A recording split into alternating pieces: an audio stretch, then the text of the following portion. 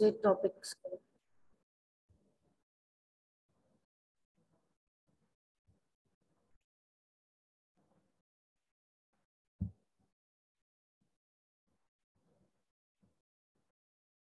So class 12th biology, we are discussing chapter 3, human reproduction. Male reproductive system is covered.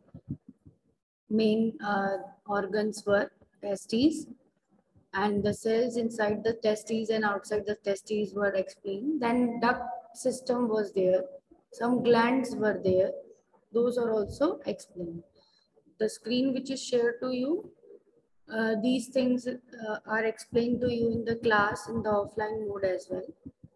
Then female reproductive system, we discussed in yesterday's class, that it contains various structures which are shown here. Main structures we can say are primary structures are ovaries जिसमें egg बनता है, and second main structure is the fallopian tube क्योंकि वहाँ fertilization होती है, and fertilisation के बाद जो डेवलपमेंट होता है बेबी का वो यूटेरस में होता है. तो uterus is acting as a organ which will be acting which will be making placenta connection with the fetus, और fetus वहां पर फिर ग्रो होगा. ओविडक्ट्स की बात बताई हमने, उनके पार्ट्स बताए. वूम्ब यूट्रस है, उसके स्ट्रक्चर बताया है, सर्विक्स और vagina, external genitalia. Memory gland, memory gland को भी हमने डिस्कस किया था कल. 15 to 20 मेमोरी लोब, एल्वियोलाइज और रेक्टिफेरस डक्ट्स, इन सब की बात कही थी. गैमेटोजेनेसिस में स्पर्मेटोजेनेसिस की बात हो गई थी. स्पर्मेटोगोनिया से स्पर्म बनते हैं सेमिनिफेरस ट्यूब्यूल्स के अंदर, और स्पर्मिएशन, स्पर्मोजेनेसिस और स्ट्रक्चर ऑफ स्पर्म पे हमने एंड किया था. क्लियर? यहाँ तक किसी को कोई doubt? Is anyone having any doubt till here?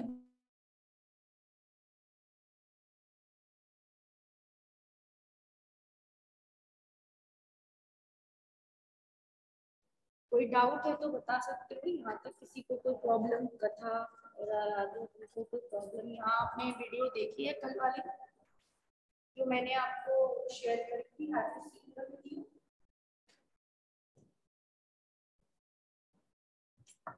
आपकी जो भी क्लास होती है उसकी वीडियो आपके पास जाती है तो आप उसको देखते हो. Have you seen it? Ma'am yes. कल जो मैम आपने जो पीडीएफ भेजा था नोट्स का, बस उसी में से ही करना है वो, या मैम आप अपने तरफ से भी कराओगे? मैं अपनी तरफ से भी कराऊंगी. यहाँ पर इसमें से भी इनफ है. वैसे इसमें काफी डिस्कस करके दिया हुआ है. ये सारे पार्ट्स हम कर चुके कवर. आपके पास ये पीडीएफ है. तो स्पर्मेटोजेनेसिस और स्पर्म के स्ट्रक्चर पे हमारा कल क्लास एंड हुआ था. आप यहाँ देख सकते हो. स्पर्मेटोजेनेसिस की डेफिनेशन, फॉर्मेशन ऑफ स्पर्म हो गया in the seminiferous tubule. And spermatogonium are the mother cells. They first absorb the nutrient and become large in size. They grow actually. Size बड़ा हो जाता है, न्यूक्लियस इनके डबल हो जाते हैं, डीएनए यानी रेप्लिकेट कर गया, डीएनए रेप्लिकेशन हो गया डीएनए का. और रेप्लिकेशन के बाद ज्यादा इनके अंदर साइटोप्लाज्म है, ज्यादा इनके अंदर डीएनए, क्योंकि अब इनको डिवाइड होना है, डिवाइड के लिए तैयार हो रहे हैं.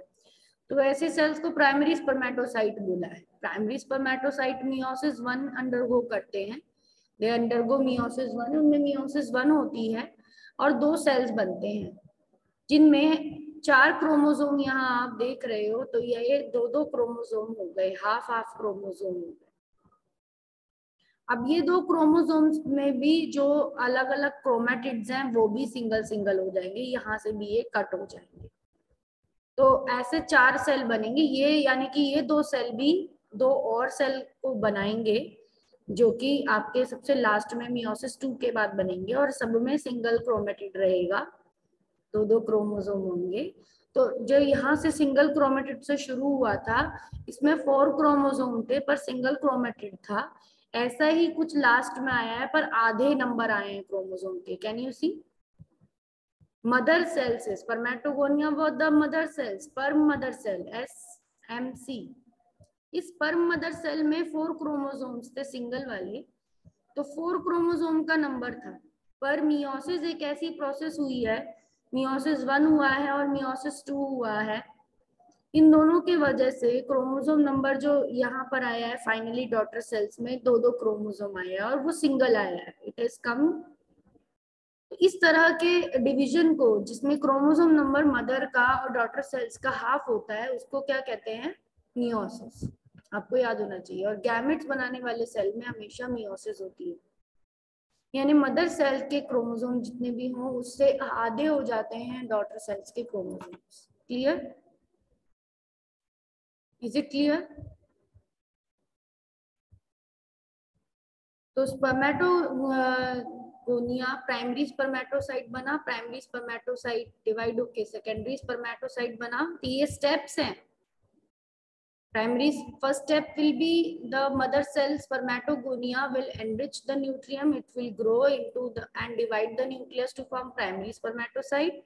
Second step is the primary spermatocyte undergo meiosis 1 to make secondary spermatocytes. Third step is secondary spermatocytes will undergo meiosis 2 to make 4 spermatids.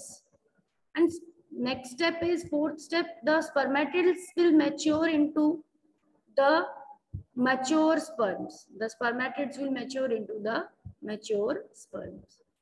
So this process we have already discussed yesterday. If you have seen the video of yesterday that I discussed, that the same things I discussed. These are the steps of spermatogenesis. The same are explained downwards in the points. And here what you can see is the section of single seminiferous tubules. तो उसमें आपको basement membrane के ऊपर आपको दिख रहे हैं spermatogonium की लेयर है मदर सेल्स की। उनमें कुछ सेल्स ने अब्सॉर्ब करके न्यूट्रिएंट और अपने आपको डीएनए डबल करके प्राइमरी स्पर्मेटोसाइट बनाया है। बीच बीच में इनमें सर्टोली सेल्स भी हैं। प्राइमरी स्पर्मेटोसाइट ने अपने आप को डिवाइड करके सेकेंडरी स्पर्मेटोसाइट्स बनाने, तो ये दोनों जो बने हैं नए सेल्स वो सेकेंडरी स्पर्मेटोसाइट हुए। अब ये सेकेंडरी स्पर्मेटोसाइट जब डिवाइड होते हैं तो दे फॉर्म स्पर्मेटिड्स। स्पर्मेटिड्स फिर डेवलप हो जाते हैं। स्पर्मेटिड्स ऐसे होते हैं जो इमेच्योर स्पर्म है, वो सर्कुलर है, उनमें ना हेड है, ना नेक है, ना टेल है, बट इन्हीं की डिफरेंशिएशन होने के बाद स्पर्म्स बनते हैं। और इस प्रोसेस को differentiation of sperms spermatids into mature sperm with head neck and tail is called spermiogenesis. तो अलग टर्म है थोड़ी सी, स्पर्मियोजेनेसिस। ये स्लाइटली डिफरेंट है। स्पर्मेटोजेनेसिस तो फुल स्पर्म्स के बनने की प्रोसेस को कहते हैं, from spermatogonium, from starting from spermatogonium till this sperms, a whole process is spermatogenesis. But the second last step कि spermatid से sperm बनना है उसको spermiogenesis कहते हैं, differentiation वाला part. Clear? So male में sperms are produced by spermatogonia, immature germ cells which are present in inner wall of seminiferous tubules. Spermatogonia increase in number by mitosis. These are the diploid cells. Spermatogonia mother cell है तो वो diploid cell है. Some of the spermatogonia called primary spermatocyte periodically undergo meiosis. Primary spermatocyte क्योंकि उन्होंने अपना DNA double कर चुका है, वो S फेज में आ चुके हैं। S फेज यानी कि सिंथेसिस फेज, अब वो meiosis करेंगे, तो इसलिए इन स्पर्मेटोगोनियम को जो कि मियोसिस के लिए रेडी है उनको प्राइमरी स्पर्मेटोसाइट कहा जाता है। ये मियोसिस करते हैं, और जब ये मियोसिस करते हैं फर्स्ट मियोटिक डिवीजन के बाद ये 2 हैप्लॉइड इक्वल सेल्स बनाते हैं जिनको कहते हैं secondary spermatocyte. Secondary spermatocytes undergo करते हैं further meiosis to give rise to 4 haploid spermatids. Second meiosis होती है, यानी कि अगर क्वेश्चन आ जाए which cell undergo second meiosis, तो सेकेंड मियोसिस कर रहे हैं सेकेंडरी स्पर्मेटोसाइट। सेकेंड मियोसिस में सेकेंडरी स्पर्मेटोसाइट अंडरगो करता है और वो 4 स्पर्मेटिड बना देता है, और 4 स्पर्मेटिड्स फर्दर फिर secondary spermatocytes are there which are formed, which will do second meiosis. They will form spermatids. They will form spermatids. So दो meiosis होंगी. एक primary spermatocyte first spermatocyte करेगा, यानी प्राइमरी स्पर्मेटोसाइट, तो वो दो सेकेंडरी स्पर्मेटोसाइट बनाएगा. तो secondary spermatocytes we can say, primary spermatocyte ने दो सेकेंडरी स्पर्मेटोसाइट बनाने हैं. So there will be 2 secondary spermatocytes.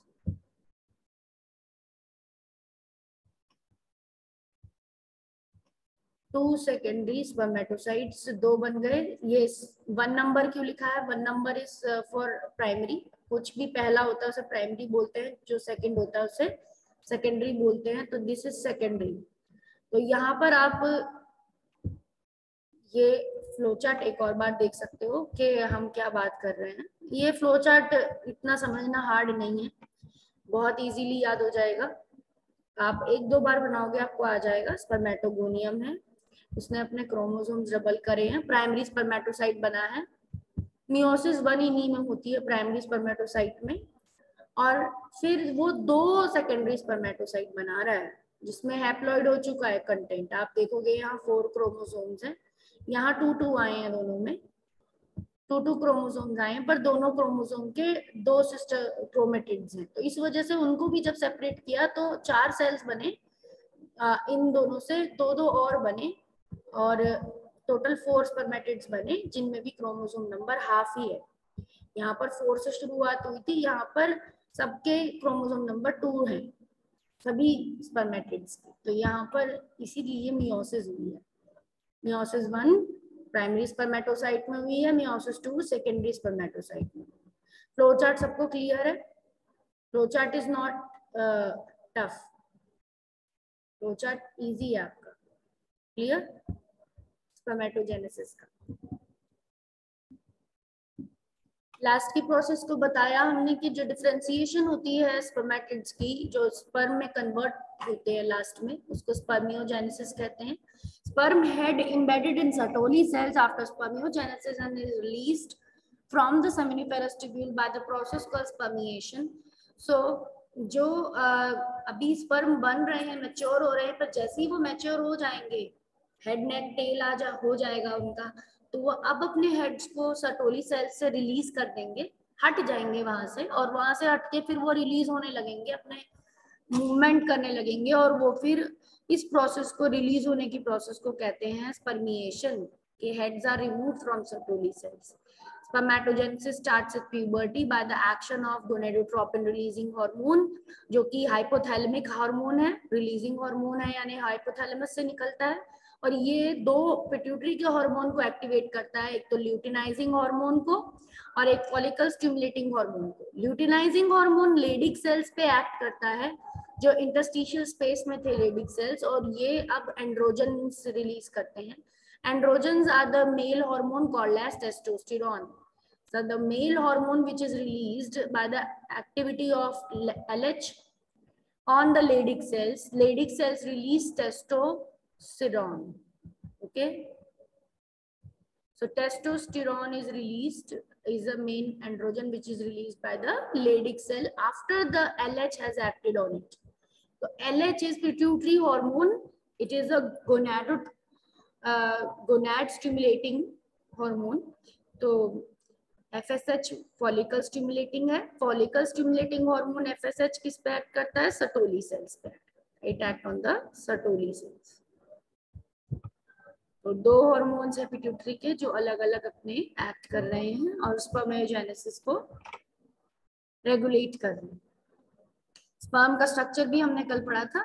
Head है इसके अंदर, हेड के अंदर एक्रोसोम है जिसके अंदर लाइटिक एंजाइम्स है, न्यूक्लियस है, सेंट्रियोल्स हैं, मिड पीस है. मिड पीस में माइटोकॉन्ड्रियाज हैं बहुत सारी, जो एनर्जी ब्रेक करती रहती हैं. फ्रक्टोज जिस मीडियम में ये रहते हैं सीमन में, वहां से एनर्जी लेकर ब्रेक करते हुए फ्लैजिला को फ्लैशिंग मूवमेंट की तरह, वेव लाइक मूवमेंट की तरह, विप्लैश मूवमेंट की तरह आगे बढ़ती हैं. इससे स्पर्म स्विम कर सकता है फीमेल रिप्रोडक्टिव ट्रैक्ट के अंदर और फेलोपियन ट्यूब तक पहुंच सकता है. The whole sperm is enclosed in plasma membrane. Head is consisting of a haploid nucleus. ये हमने डिस्कस किया था. एक्रोसोम उसका कैप लाइक स्ट्रक्चर है जिसमें एंजाइम्स हैं. Middle piece contains several mitochondria producing energy for motility of the sperm. Sperm released by seminiferous tubule transported by the accessory ducts and secretion of epididymis, vas deferens and seminal vesicles and prostate are essential for maturation and motility of the sperm. Is it clear?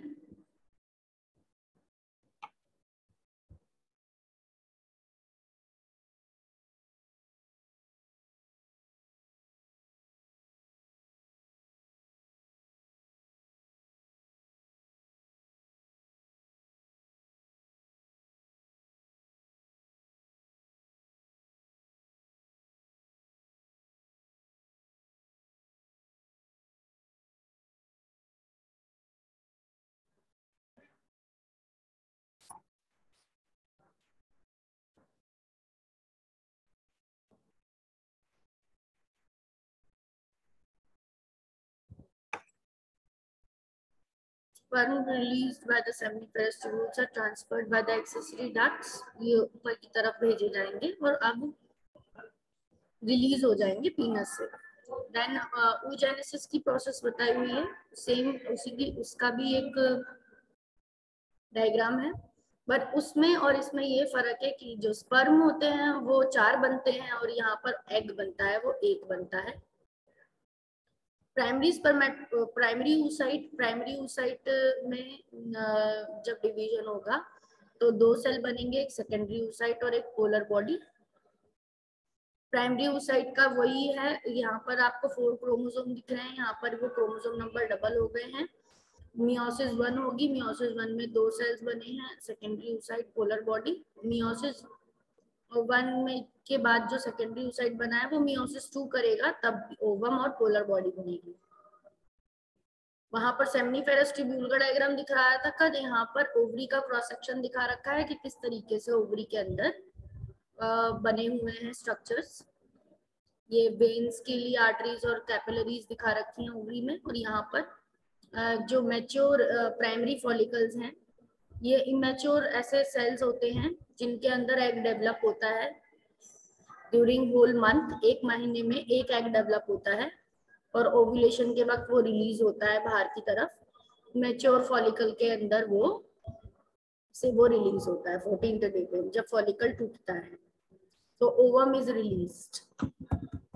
Mature egg बन जाता है ovum. The ovum is formed by the process of oogenesis. तो ऐसी process जिसमें oogenesis होती है उसको process of formation of ovum is oogenesis. Okay.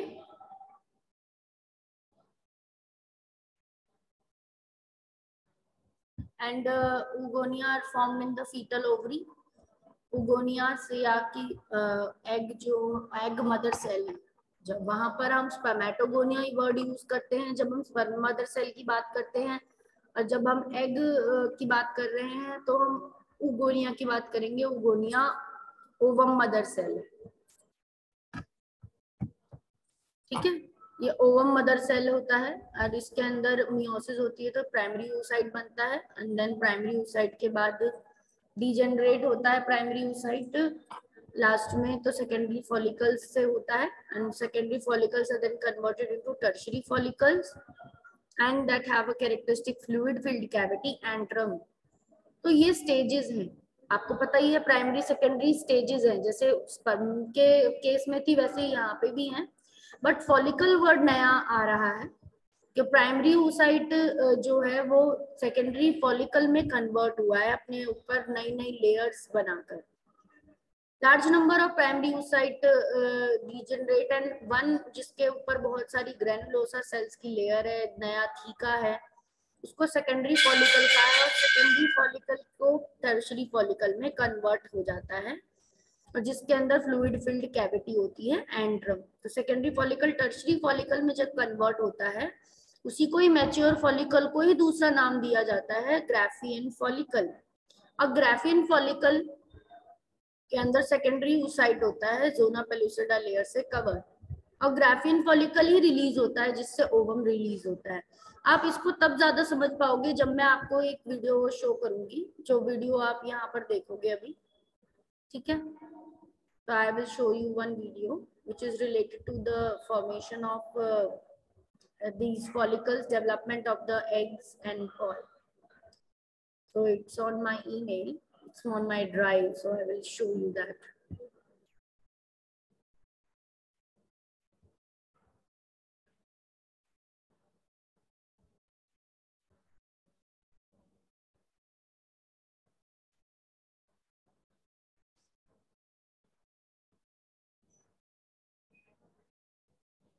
The screen is shared to you, I hope.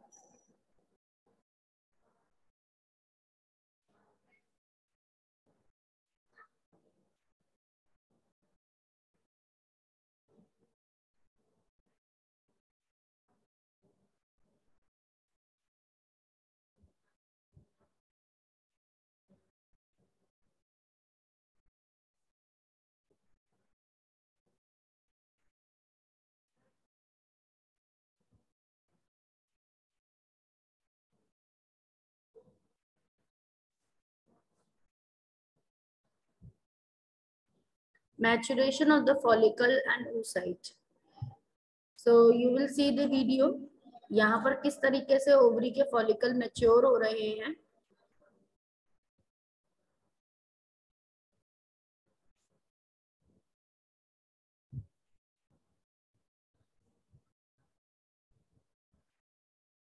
Of an oocyte surrounded by a single layer of squamous granulosa cells.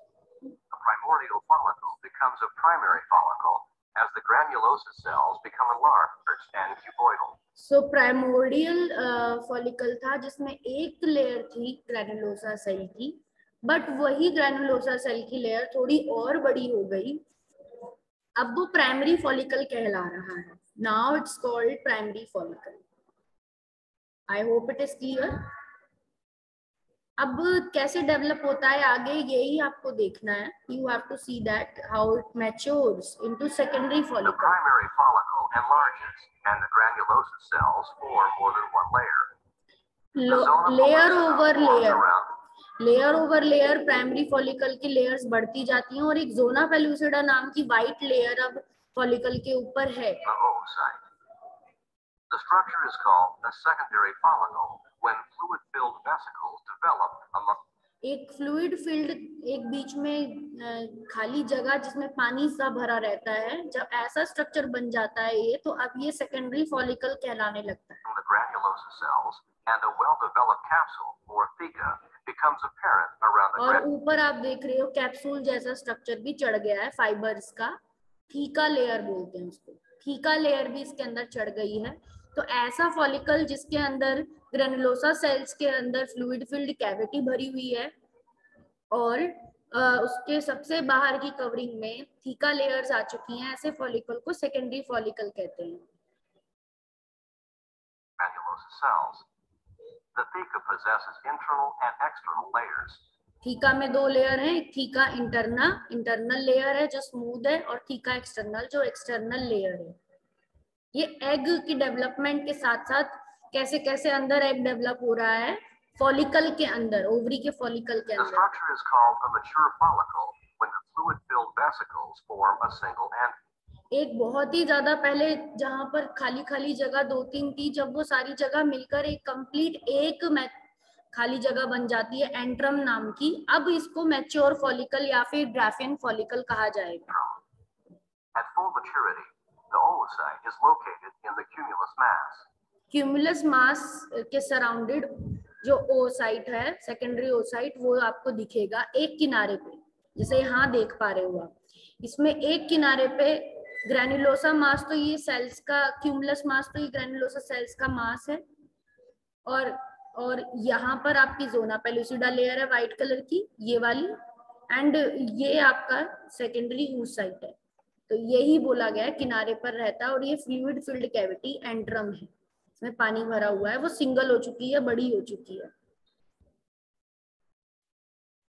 During ovulation, the oocyte is released from the follicle, along with some ovulation होते ही cycle में से, follicle में से बाहर oocyte surrounding release हो granulose जाता है, cells of the cumulus mass. Cumulus mass के साथ रिलीज हो जाता है। और ये क्यूमुलस मास जो बाहर जाता है, इसको सराउंड करता हुआ, इसको कोरोना रेडियाटा बोलते हैं। इस लेयर को, जो ओसाइट के ऊपर लगी रहती है, उसको कोरोना रेडियाटा लेयर बोला जाता है, क्योंकि ये एक सर्कुलर फॉर्म में है, रेडियस फॉर्म में है। कोरोना रेडियाटा इसको कहते हैं। Called the corona radiata. Following ovulation, the granulosa cells divide rapidly and enlarge to form the yellow corpus luteum. अब वो तो रिलीज हो गया सेकेंडरी oocyte, तो ये जो फॉलिकल होगा उसके सेल्स अब और बढ़ते रहते हैं और एक ऐसा मास सा स्ट्रक्चर बनाते हैं जिसे बोलते हैं, ग्रुप ऑफ सेल्स बनाते हैं जिसे बोलते हैं कॉर्पस ल्यूटियम। अब ये धीरे धीरे क्या करेगा, it will produce one hormone called progesterone. Corpus luteum का इंपॉर्टेंस है कि ये प्रोजेस्टेरॉन नाम का हार्मोन रिलीज करता है। When the corpus luteum degenerates, it forms the white corpus और ये इसकी भी कुछ 2-3 दिन तक ये प्रोजेस्टेरॉन रिलीज करके फिर ये छोटा हो जाता है, मरने लगता है। अब ये कॉर्पस एल्बिकन्स कहलाता है। ये पहले येलो कलर का था और अब ये व्हाइट कलर का होने लगता है, तो इसे कॉर्पस एल्बिकन्स कहा जाता है। अब ये डेथ हो रही है इस फॉलिकल की।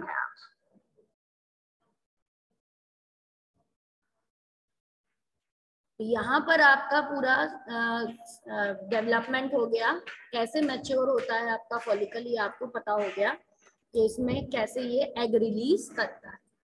फॉलिकल एक ऐसे सेल्स हैं जो कि एग बनाते हैं ओवरी के। ये धीरे धीरे डेवलप होते हैं प्राइमरी, सेकेंडरी और टर्शियरी और मैच्योर फॉलिकल में, और ये एग को रिलीज करते हैं कोरोना रेडियाटा की लेयर में।